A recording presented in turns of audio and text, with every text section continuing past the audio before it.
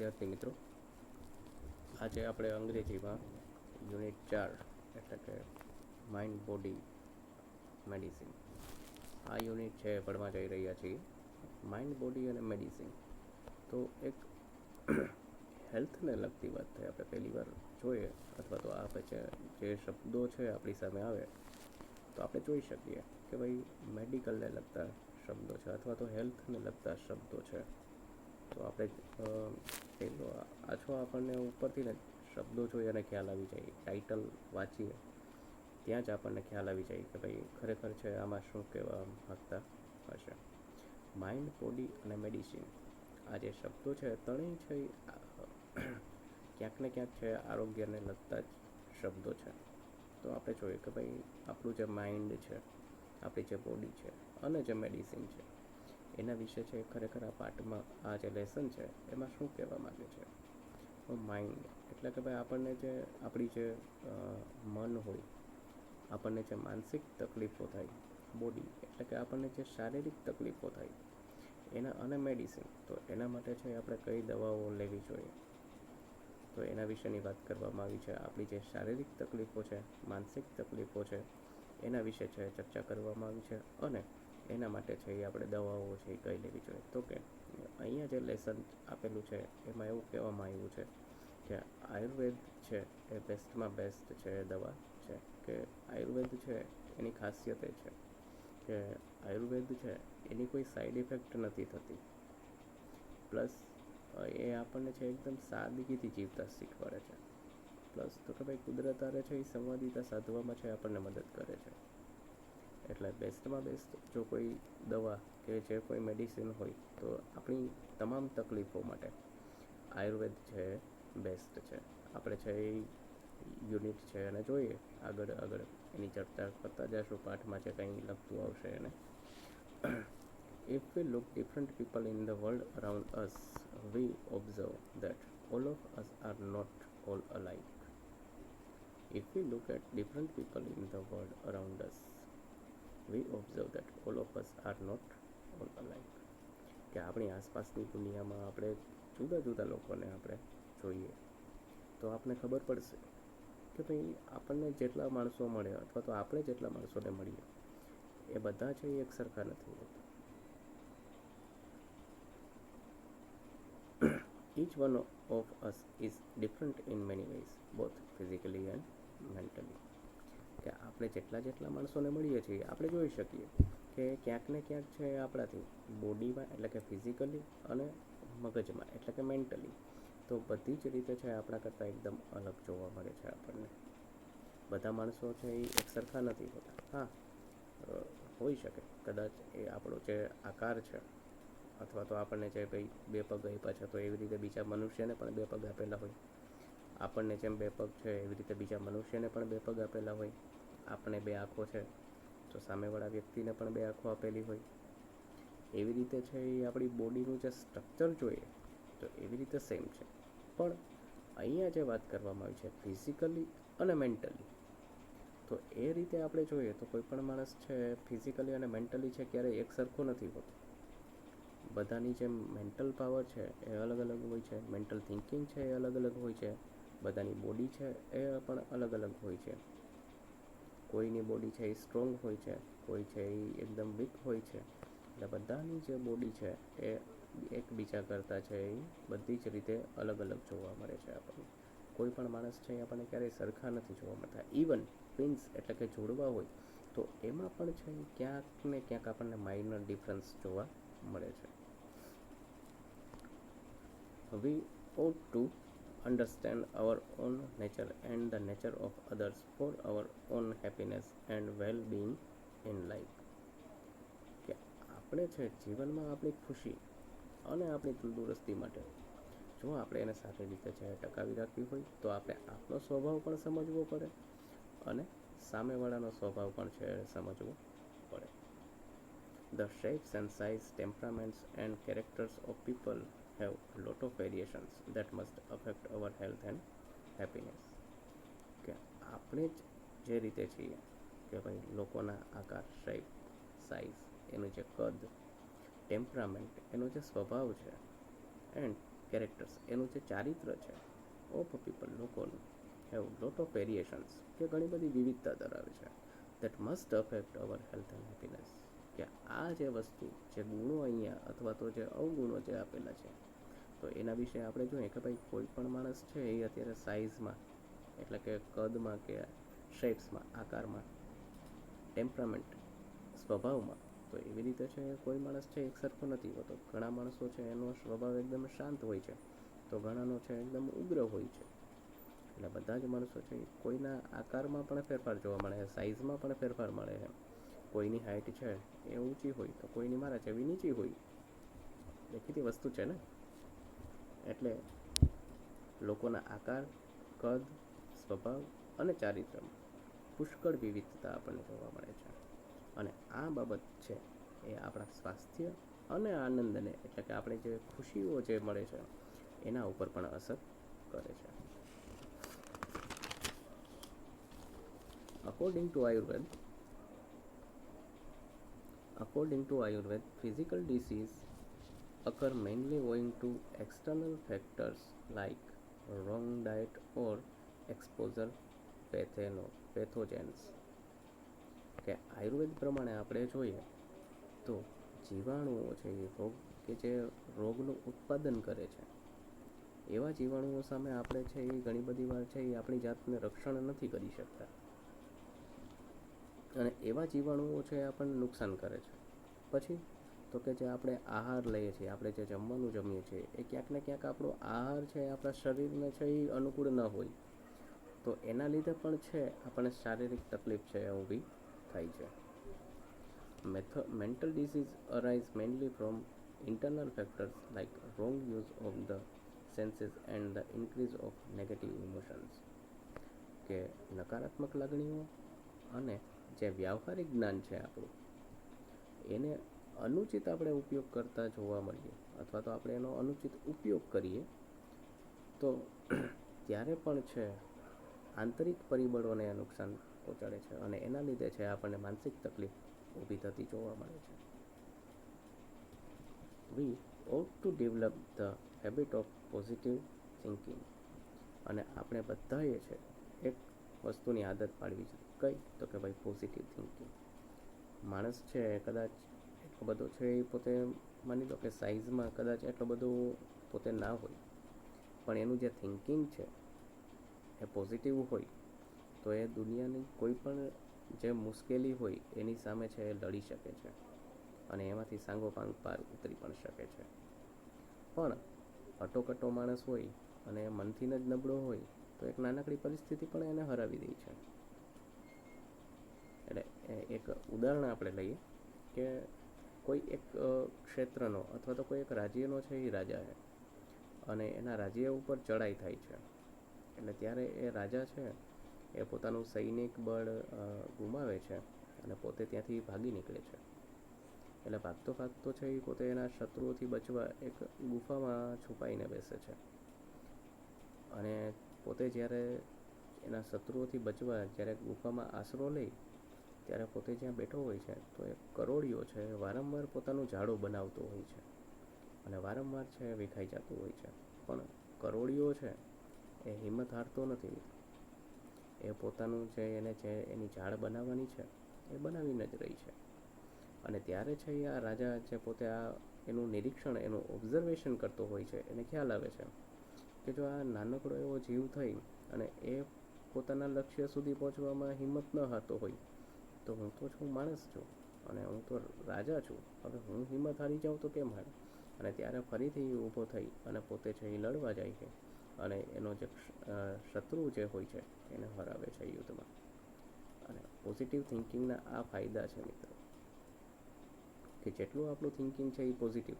બાકી તો માણસોને અત્યારે છે એ વાતમાં નકારાત્મક કહેવાના જ આદત હોય છે કે ભાઈ ઘણી બધી વાર છે તમે કોઈ પણ સારી વાત કરો એટલે એમાં નકારાત્મક બાબત કાઢે જ. પણ એવી બધી બાબતોને અવગણી અને આપણે છે એ આપણું જે એટીટ્યૂડ છે, આપણું જે થિંકિંગ છે એને પોઝિટિવ બનાવવાનું છે. It has good positive effect on our emotions. અને આ જે પોઝિટિવ થિંકિંગ છે એની આપણી લાગણીઓ ઉપર છે ખૂબ જ અસરકારક છે એ અસર દેખાશે. કે આની જે એક હકારાત્મક અસર છે એ આપણા વર્તનમાં પણ દેખાશે, તમારા વિચારોમાં પણ દેખાશે અને બધી જ રીતે છે આપણને હેલ્પફુલ થશે. However, both physical and psychological diseases are usually mixed and one seldom occur without the other. કે જો કે માનસિક તેમજ શારીરિક બીમારીઓ જે છે એ સામાન્યપણે છે એ એકબીજાની સાથે સંકળાયેલી છે અને એક છે એ અન્યના અભાવે ભાગ્યે જ થતી હોય છે. કે માની લો કે ભાઈ આપણી અંદર છે એ કોઈ એવી ખામી કે ખૂબી હોય અથવા તો આપણને કોઈ એવી શારીરિક કે માનસિક તકલીફ હોય તો એમાંથી બેમાંથી એક વસ્તુ છે એની ખામી હોય તો એ વસ્તુ છે એ શક્ય નથી.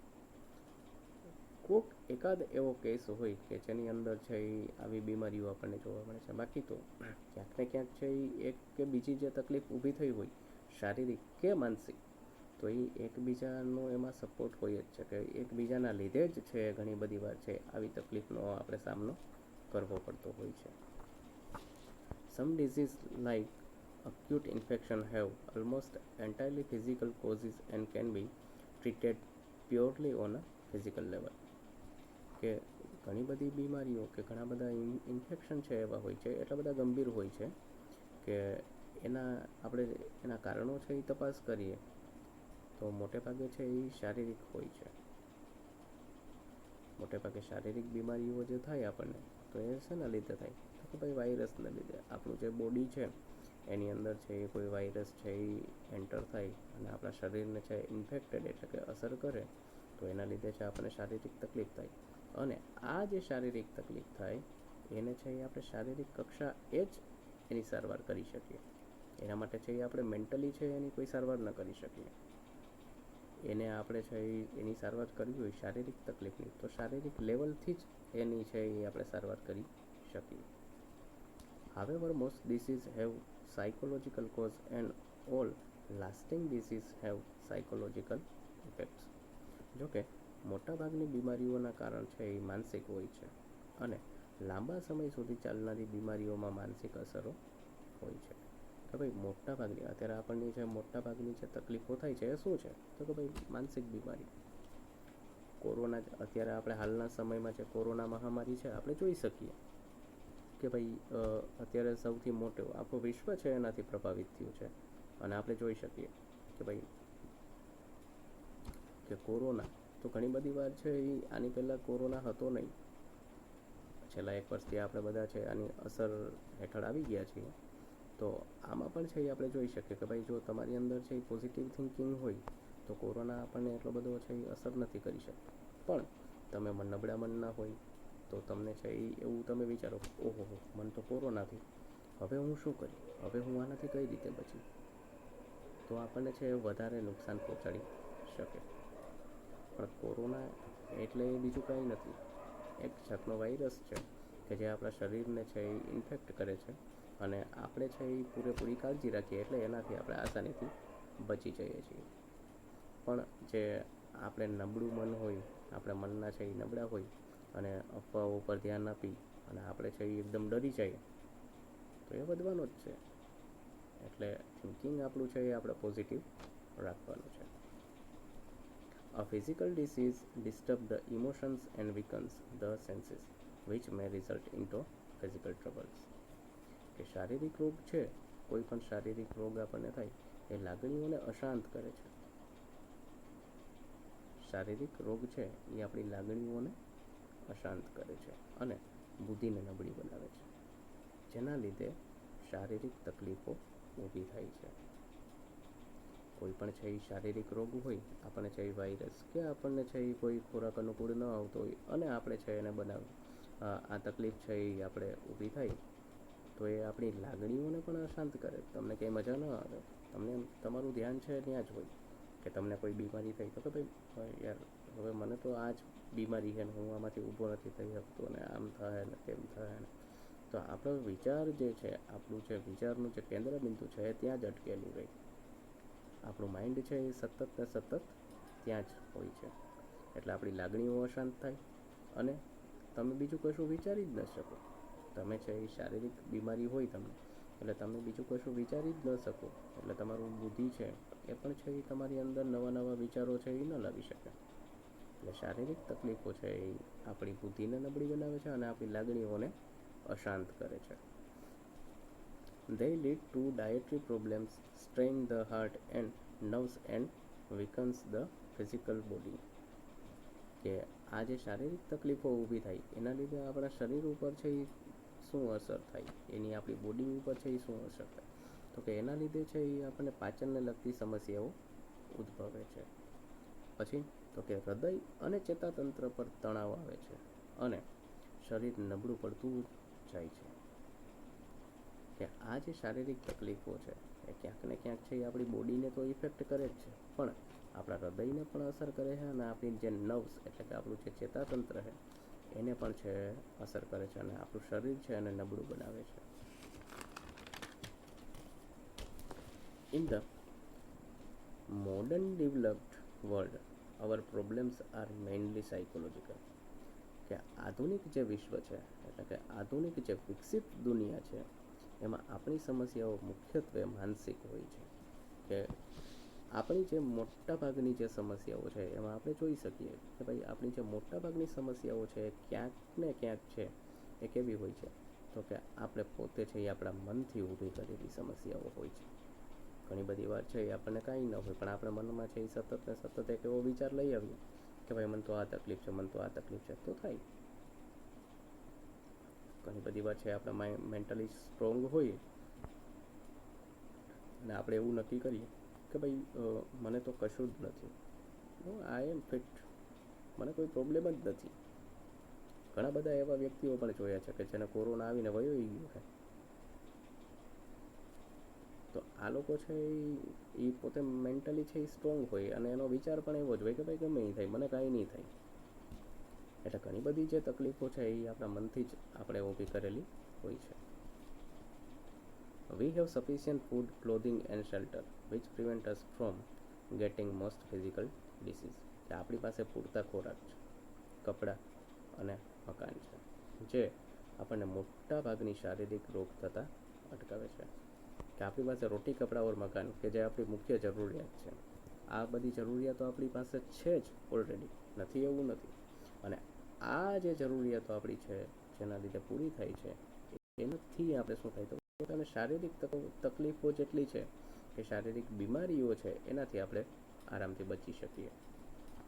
Though most of us have no major physical problems, we still suffer from psychological unrest.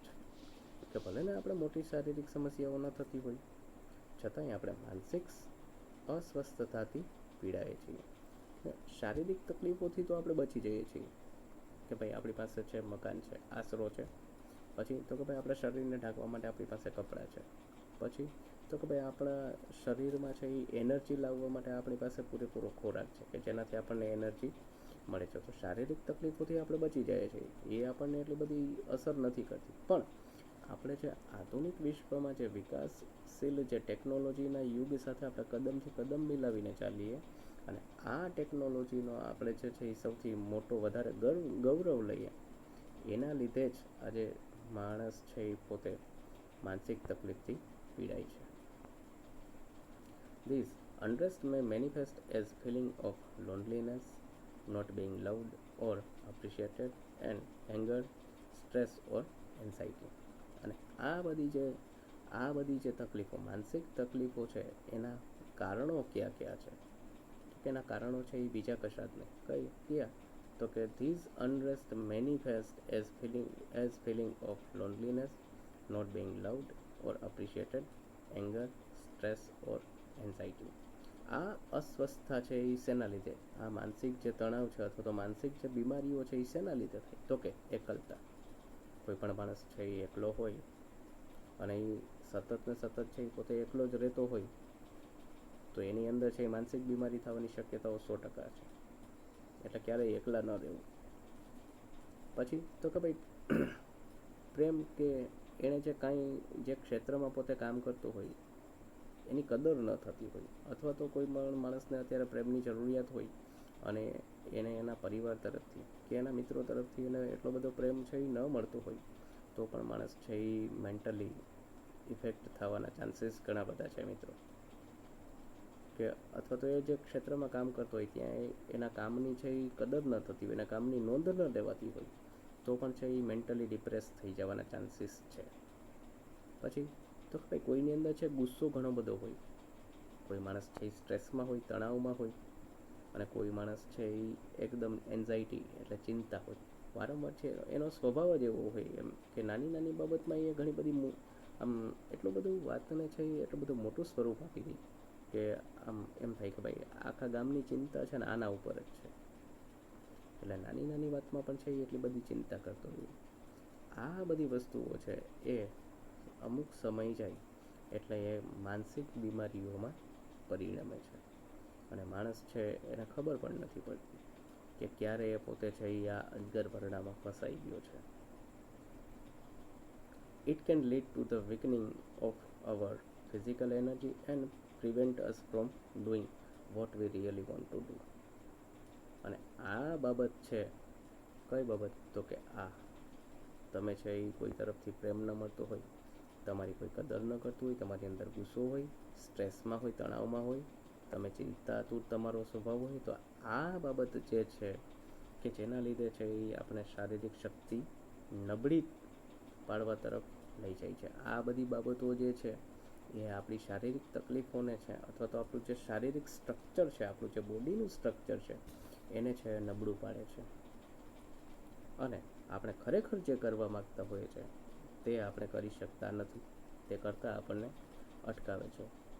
એટલે કે આ જે બીમારીઓ છે એ આપણે છે શારીરિક અને માનસિક જે કંઈ તકલીફો હોય એમાં ક્યાંક ને ક્યાંક એકાબીજાનો હાથ હોય છે. નેક્સ્ટ લેક્ચરમાં છે એ આપણે આના પછીનો જે યુનિટ બાકી છે અથવા તો આના પછીનો જે પેરેગ્રાફ આપણો જે બાકી છે એના વિશે આપણે ભણશું.